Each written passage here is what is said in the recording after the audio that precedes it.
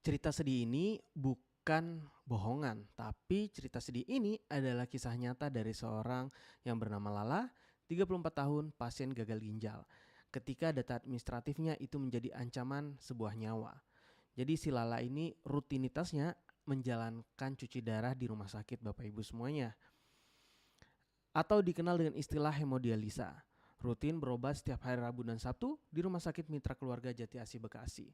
Namun kejadiannya baru saja terjadi bulan Februari 2026 ini saat hendak kontrol status kepesertaan PBI alias penerima bantuan iuran ditemukan nonaktif per 1 Februari.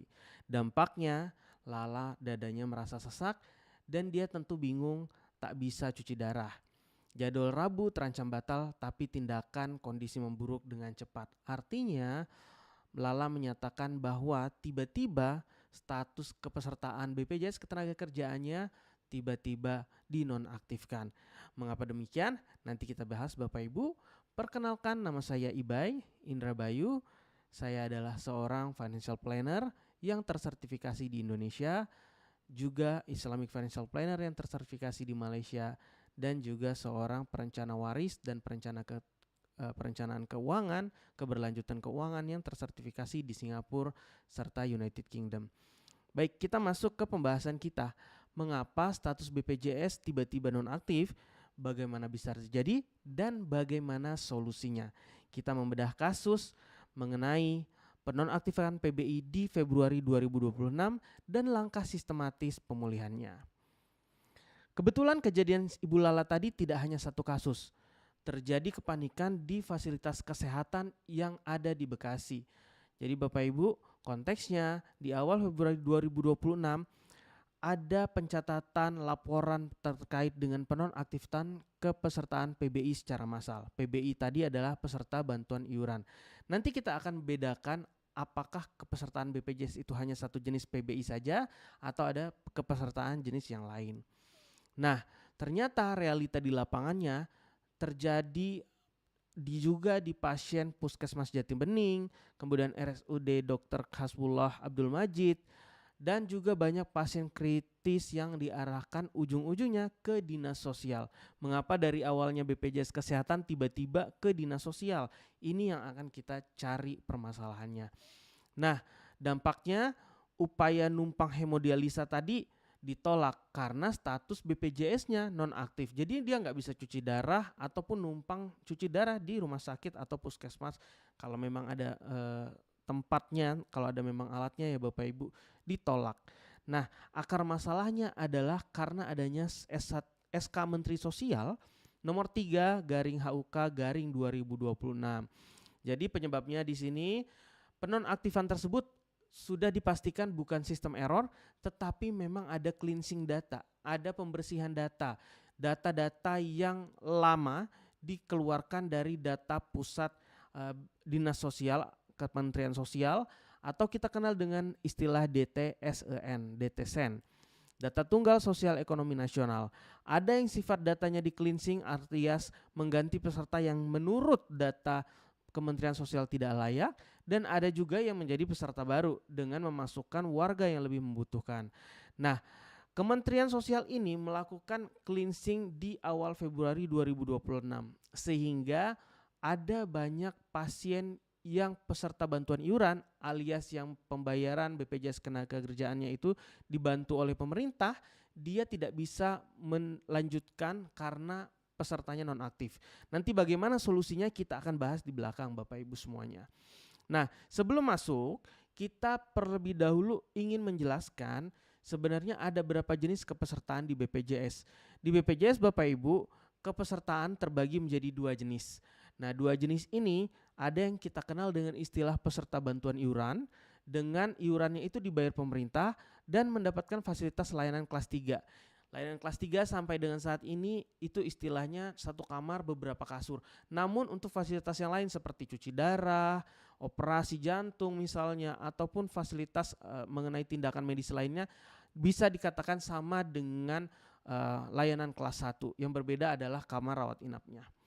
Nah, targetnya untuk PBI adalah masyarakat fakir miskin dan orang tidak mampu.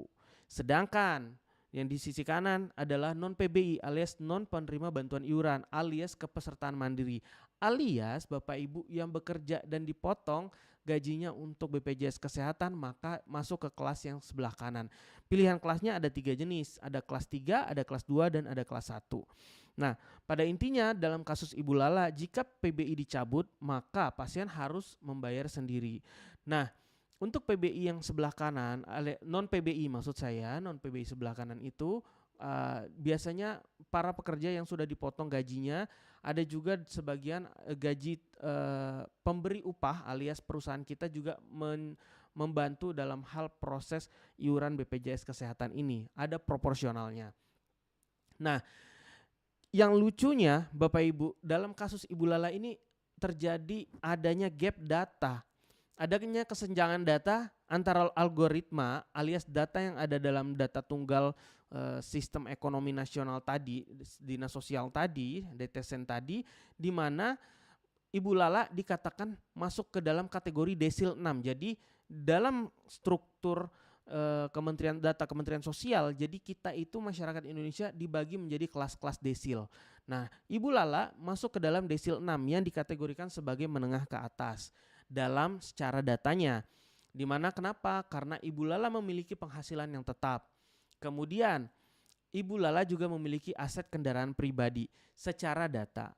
Namun dalam faktanya Ibu Lala ternyata kondisi rumahnya bocor alias rawan banjir. Kemudian memang sih dia punya kendaraan pribadi namun motor bebek yang sudah tua. Atau yang terakhir memang dia punya penghasilan tetap tetapi tidak cukup untuk biaya hidup, apalagi ditambah dengan biaya untuk cuci darah karena gagal ginjal yang diderita. Nah, terdapat klarifikasi dari BPJS Ketenaga Kesehatan karena kasus ini BPJS Kesehatan menyatakan bahwa penonaktifan dilakukan atas instruksi Kementerian Sosial. Jadi BPJS Kesehatan menampik bahwa kasus ini adalah inisiasi dari BPJS Kesehatan, tetapi ini karena adanya inisiatif atau laporan dari Kementerian Sosial. Namun peserta yang dinonaktifkan bisa diaktifkan kembali alias reaktivasi jika memang mampu membuktikan sistem salah dan benar-benar memenuhi kriteria. Nah, kita berbicara tentang kriterianya seperti apa, sistem yang salahnya itu bisa kita bantah dengan cara seperti apa, nanti akan kita bahas setelah slide yang tadi. Oke, kita masuk bagaimana jika Bapak Ibu ingin mengetahui status kepesertaan BPJS Kesehatan Bapak Ibu, jangan nunggu sakit, Bapak Ibu bisa WhatsApp ke Pandawa 0811 8165 165 atau menggunakan aplikasi mobile JKN di menu cek peserta, atau Bapak Ibu yang lebih suka berbicara langsung dengan hotline center, maka Bapak Ibu bisa telepon call center di 165 dengan layanan 24 jam. Kalau saya pribadi mungkin lebih suka ke chat yang terlebih dahulu. Kalau nggak bisa chat, saya lebih suka menggunakan aplikasi. Baru opsi terakhir telepon karena biaya telepon cukup mahal Bapak Ibu. Oke, kalau dalam kasus Ibu Lala tadi lebih baik langsung ke langkah yang kedua. Langkah yang kedua itu apa? Yaitu adalah validasi kriteria reaktivasi. Ini tadi yang setelah dijelaskan oleh Kepala Humas BPJS Kesehatan. Harus dipastikan Ibu Lala memenuhi 3 kriteria ini. Yang pertama adalah periode nonaktifnya tercatat peserta PBI yang dinonaktifkan di Januari dan Februari 2026. Jelas Ibu Lala termasuk di dalamnya, maka memenuhi kriteria yang pertama. Lalu yang kedua, status ekonominya layak membutuhkan bantuan atau dalam kategori miskin atau rentan miskin dan mampu dibuktikan. Jadi ini adalah pembuktian yang tadi dikategorikan oleh Kepala Humas BPJS Kesehatan bahwa harus dipastikan dia bisa dibuktikan orang tersebut dalam kriteria tidak mampu. Dan yang ketiga, kondisi medis, mengidap penyakit kronis atau kondisi darurat medis yang mengancam jiwa seperti gagal ginjal. Nah, itu juga sudah terbukti oleh Ibu Lala. Nah, tadi kita baru berbicara tentang bagaimana kita mengecek kesehatan di langkah pertama, dan yang kedua adalah bagaimana cara mereaktivasinya. Kita masuk ke protokol pengaktifan kembali alias workflow-nya ini Bapak Ibu.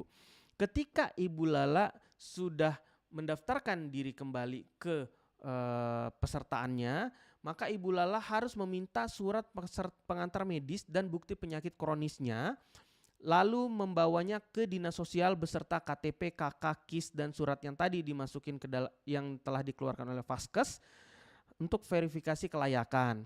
Jadi Ibu Lala minta ke Vaskes, tunjukin bahwa dia gagal ginjal kronis, pembuktiannya, syarat dokumen-dokumennya, bawa ke dinas sosial dengan segala kelengkapannya. Baru dinas sosial harus mendaftarkan hal tersebut untuk divalidasi di sistem usulan Dinsos ke Kementerian Sosial. Jadi dinas sosial itu kan biasanya berada dalam kota atau kabupaten Bapak Ibu. Nah, Kementerian Sosial itu kan di Jakarta. Jadi dinas sosial harus memberi usulan kepada pusat alias Kementerian Sosial untuk memasukkan data Ibu Lala sebagai peserta yang berhak atas bantuan iuran seperti itu. Nah, yang terakhir, apabila sudah diinput oleh Kementerian Sosial, maka BPJS Kesehatan otomatis akan mereaktivasi status kepesertaannya karena BPJS Kesehatan membaca data yang diinput oleh Kementerian Sosial. Jadi seperti itu ya Bapak Ibu. Nah, sekarang kita masuk jalur prioritas untuk tips pasien kritis yang dalam kasusnya adalah Ibu Lala tadi. Kita pastikan jangan sampai Ibu Lala menunda ke Dinsos karena waktu adalah nyawa. Bahkan saya berpikir untuk case Ibu Lala, kalau udah pusing, kalau udah dada sesak, mohon Ibu Lala lebih mementingkan nyawa terlebih dahulu ketimbang materi. Kenapa? Karena materi nanti bisa diusulkan untuk menjadi peserta bantuan iuran kembali. Namun kalau nyawa sudah tidak ada, itu kan sudah tidak berarti ya. Sehingga saran saya buat Ibu Lala, lebih baik Ibu langsung mendaftarkan kepesertaan mandiri sambil menunggu birokrasi di pemerintahan. Kita tahu birokrasi kepemerintahan itu tidak tahu kapan ujungnya gitu ya. Kita harapkan cepat dengan kasus pasien kritis ini. Tapi bagi Ibu Lala saya doakan kesembuhannya dan juga pengobatannya bisa berjalan dengan lancar. Oke, jangan lupa Bu Lala untuk memastikan dokumennya lengkap karena Ibu harus menyiapkan bukti diagnosa dan jadwal terapi rutin untuk memperkuat argumen dari kondisi darurat yang telah disampaikan. Jadi meminta data di fasilitas kesehatan yang biasa Ibu datangi. Dalam hal ini adalah rumah sakit yang pernah di Bekasi ya. Nah, yang ketiga adalah kawal prosesnya Bu. Pastikan Dinsos sudah menginput usulan sistemnya ke dalam sistem Kemensos agar segera ditarik oleh BPJS. Kalau cuma sekedar datang ke Dinsos tapi Dinsos tidak menginput datanya, maka percuma juga. Jadi kita harus kawal prosesnya, minta bukti bahwa mereka sudah menginput ke sistem Kementerian Sosial. Baik, kemudian kesimpulannya adalah jangan sampai Ibu panik, semuanya panik, sehingga adanya konflik penonaktifan ini adalah dengan kita tahu sudah mengetahui bahwa ini adalah pembersihan data rutin yang Kemensos harapkan adalah orang-orang yang sudah mampu alias orang yang sudah tidak berhak lagi atas penerima bantuan iuran, maka dia keluar dan digantikan orang yang lebih baru. Jadi tidak ada pemotongan kuota sebenarnya di sini. Namun pemerintah jelas menanggung iuran penuh bagi yang memang layak dan telah terverifikasi ketat demi keadilan. Dan juga jalur reaktivasi juga terbuka sekali untuk masyarakat yang tidak mampu. Oke Bapak Ibu, saran saya cek kondisi ke member alias pendaftaran atau kepesertaan Bapak Ibu di BPJS Kesehatan. Dan jangan lupa lindungi hak kesehatan Bapak Ibu karena itu adalah hak bagi seluruh rakyat Indonesia karena sifatnya gotong royong. Orang yang mampu membayar, orang yang tidak mampu dia bisa menggunakan fasilitas, begitu pada suatu orang yang sehat membayar, orang yang sakit memanfaatkan fasilitasnya. Jadi ini sebenarnya tugas dari seluruh masyarakat Indonesia. Nah sekarang Bapak Ibu kalau ada pertanyaan atau penjelasan yang kurang jelas, mungkin Bapak Ibu bisa tanyakan di kolom komentar. Saya akan menjawabnya insya Allah jika memang saya mengetahuinya. Nah akhir kata saya Ibay Indra Bayu pamit dan sampai jumpa di video-video Bankerindo berikutnya. Jangan lupa jaga kesehatan, semoga sukses selalu dan sampai jumpa lagi.